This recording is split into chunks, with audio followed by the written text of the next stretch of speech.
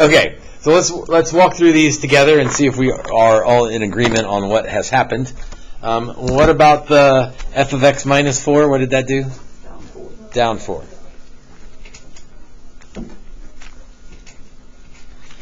And the x minus 3 in parentheses? Right 3. And the 2 out front? Stretch, be more specific. Stretch vertical or vertical stretch. And a 1/2 out front. People use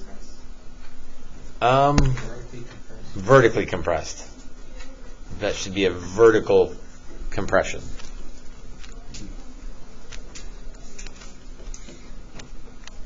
Or a vertical squish. How about the 2 inside the parentheses? What did that do? It horizontally compressed it.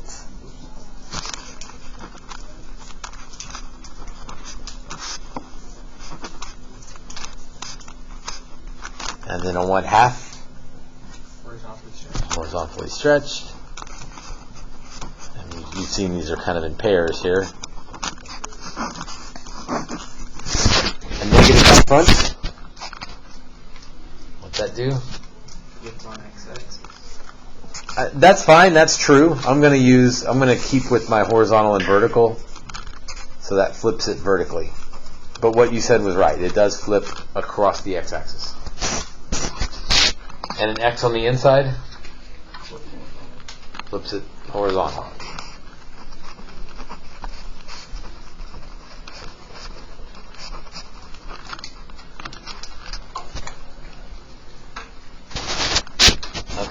Couple of conclusions I want us to make. Look at all of the vertical versus horizontal things, including the left, right, up, down things. And can you make a conjecture about what types of stuff causes changes in the horizontal? We'll do horizontal first. So left, right, or horizontal, what types of things make changes in the horizontal direction? So stuff inside the parentheses, meaning stuff with x, makes x changes. I mean by x I mean left, right. I think that makes sense. If you tweak something in the x, it feels like it should change something in the left, right. So any change to the x stuff, the in parentheses stuff, whether it's +3 or -7 or times a negative or times a half, any x change in the equation results in an x change on the graph. And anything not inside parentheses, that means you're making a y change. It makes a y change. An up-down change. And again, I feel like that makes sense. If you mess with the y stuff in the equation, then you're going to mess with the up-down stuff on the graph. Does that make sense? It's like there's some things you got to memorize, and we'll worry about those. But like big picture, you change the x in the equation, you change the x in the graph. You change the y in the equation, you change the y in the graph. I think that makes sense. There's one more conclusion I want us to make, and it's specific to the x stuff.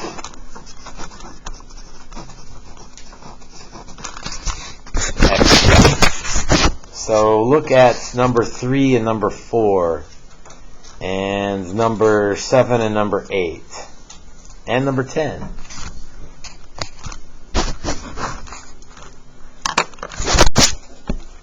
F of x plus 3 moves it left 3. F of x minus 3 moves it right 3.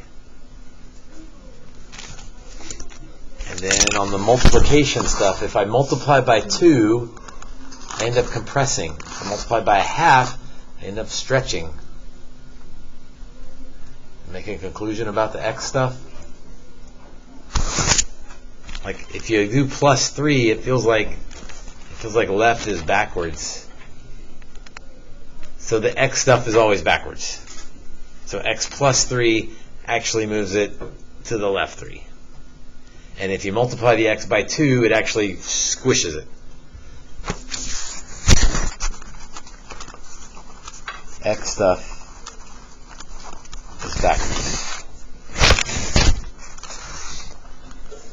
Just last period, we were a little further along than this, and I asked a question, and it had an x plus 6 in it, and the student said it moves to the left 6. Like, that's good. How did you know it moved to the left 6 rather than the right 6?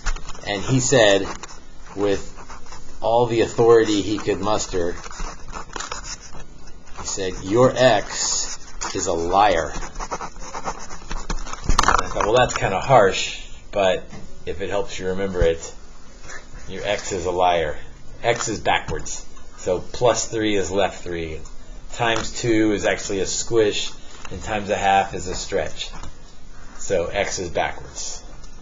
Your x is a liar. Yeah, hopefully you don't even have x's. No one needs a boyfriend, girlfriend in 10th grade, right? Now we're pointing fingers. Oh, I got all that on camera too. Your x is a liar. But hey, if it helps, that's an absolute value. It's obviously been changed. There's been some transformations to it. We're not worried about that right now. We just want to recognize that, yeah, that's a v.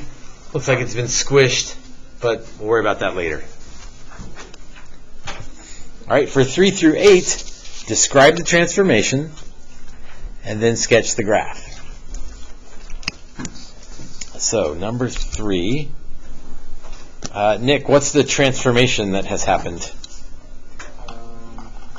What is that minus 4 done to my graph? Be careful. If it's in parentheses, it does an x thing. If it's not in parentheses, listen to Bailey, it does a y thing. Yes. That's all right. It's the very first one, so no worries. Down 4. Now, before I do the graph, I better think about, well, what the graph of what is moving down 4. So, Kevin, what's the parent function? Like, what's the shape of y equals x squared? A parabola. So I'm going to take a parabola and move it down 4. And my pictures don't have to be perfect on this particular worksheet because we're just focusing on what the changes are. So parabola normally starts at the origin. I'm going to move it down 4. I know there's other points that I should probably be more detailed about, but I'm just worried about showing a parabola that's moved down 4.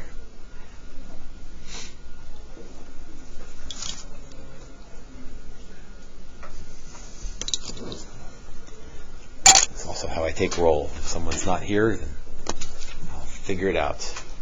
Ryan, how about number 4? What transformation has happened on number 4?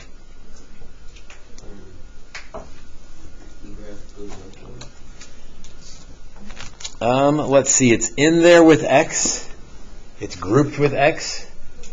So that means it's going to be an x shift. So it's not going to be an up and down thing, it's going to be a left-right thing. Left, because your x is a liar. So we're going to go left 1.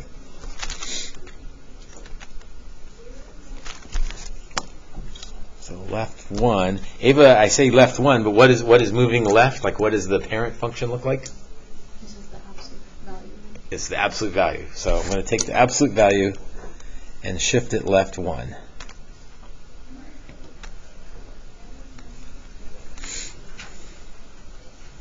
And again, my graph doesn't have to be perfect. I just want to make sure it shows that I've shifted to the left 1.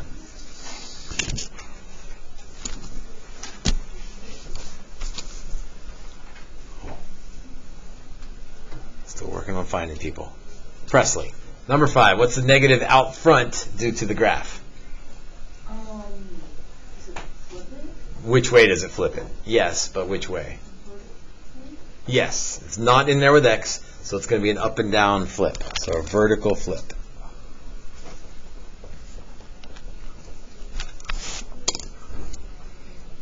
And Victor, it feels like we're going out of order here. We're doing the transformations and then the parent functions, but what am I flipping? Like, what graph is going to be flipped?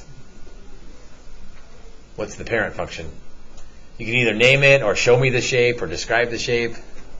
There you go. He's holding up a upside down V. Absolute value that's been flipped over.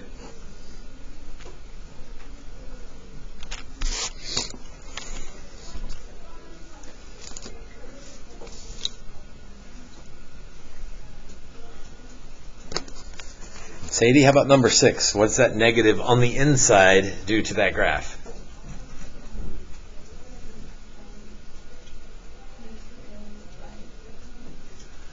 You're thinking like x minus 3 would go right 3?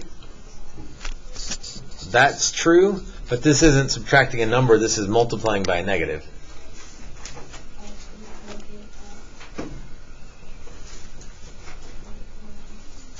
Anytime we multiply by a negative, it flips it. Now be careful, I didn't circle the word vertical because this one's in parentheses with the x. So which way is it going to flip it? Horizontal. It's in there with x, so it's going to do an x thing. Multiply by a negative flips it, so flip horizontal.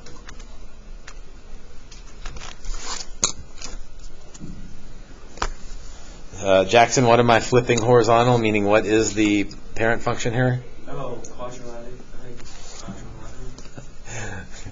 Careful. You're almost there. You're saying quadrilateral when you mean to be saying quadratic. Yes. Yes.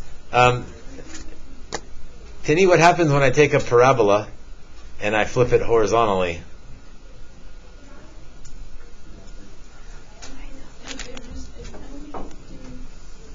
That's right. Nothing. I mean, I guess the right side becomes the left side and the left side becomes the right side, but the graph still looks the same. Which, think back. What happens when you square a negative number? You get a positive. So it makes sense that if you square negative 3 or square 3, you get the same thing. So maybe that makes sense.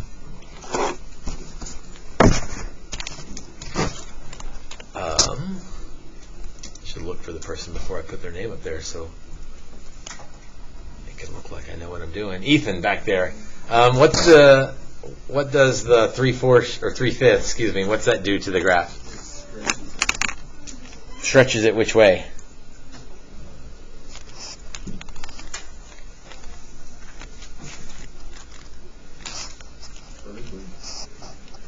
Yes, but that's less than 1. So I'm going to say it compresses it vertically.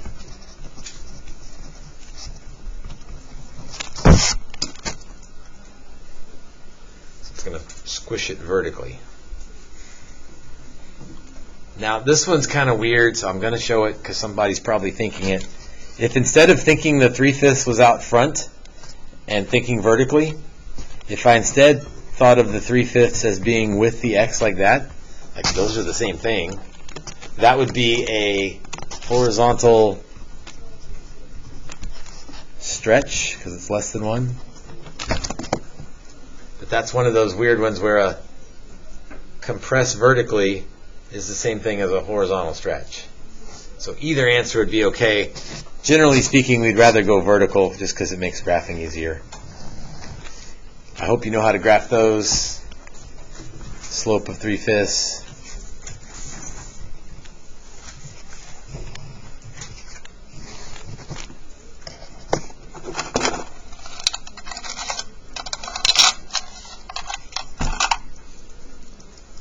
Ashley, number 8, that 3 out front, what's that do to the graph? It's not in there with x. This is not the same thing as 3x squared. It's not that. So a vertical, I like the vertical because it's multiplying out front. And what's the effect? What's the vertical effect? If we multiply by 3, it's going to stretch it out. So vertical stretch.